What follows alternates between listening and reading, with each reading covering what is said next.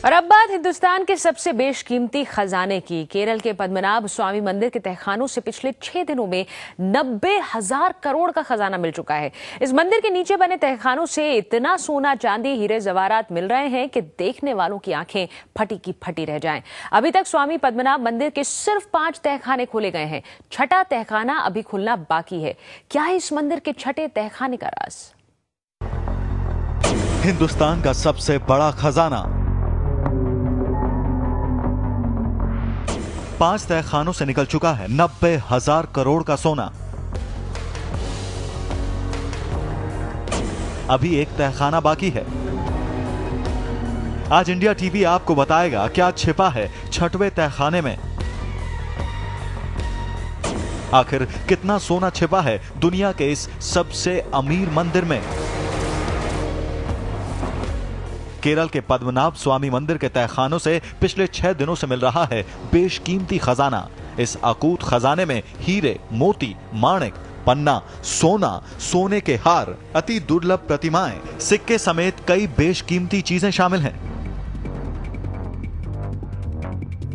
मंदिर से अब तक 90,000 करोड़ का खजाना मिल चुका है। इस मंदिर में 6 तहखाने हैं। तहखाना ए, बी, सी, डी, ई और एफ।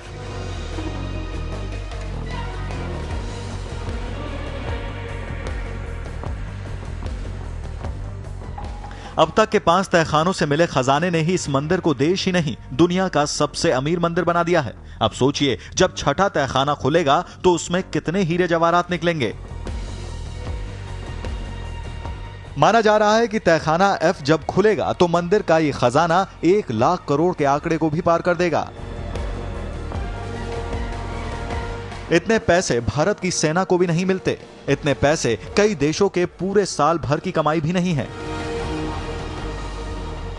ऐसे में पूरी दुनिया की निगाहें मंदिर में बंद आखिरी तहखाने पर लग गई हैं। आज खुल सकता है ये आखिरी तहखाना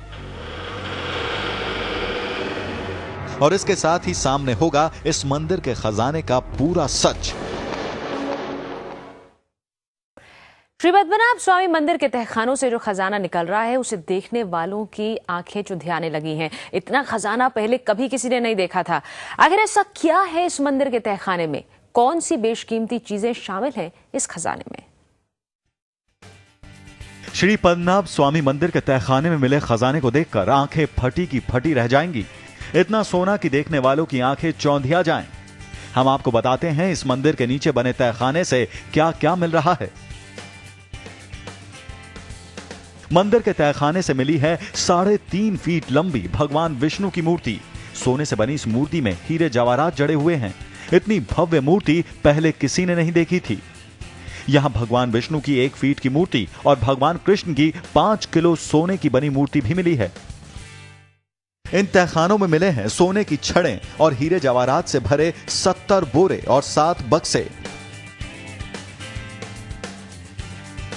सोने का 18 फीट लंबा हार जो भगवान को चढ़ाया जाता है, 10 किलो सोने का एक नेकलेस, 1000 सोने की जंजीरें और 2-2 किलो के सोने के 4 हार, 3 सोने और हीरे जड़े मुकुट।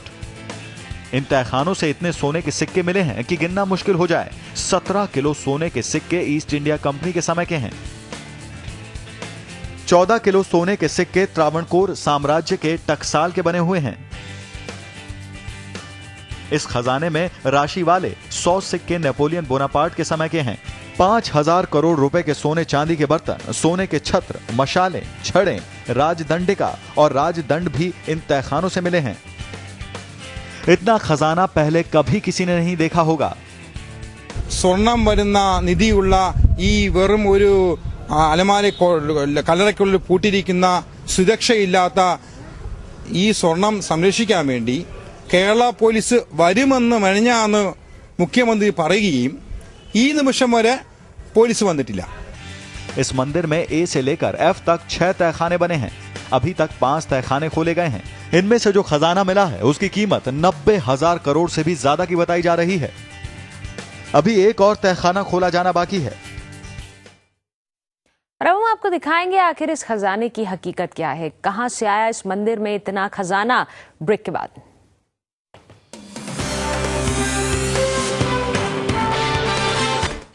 श्री पद्मनाभ स्वामी मंदिर में खजाने की गिनती जारी है, लेकिन बड़ा सवाल यह है कि तहखानों में बेशकीमती खजाना आया कहां से?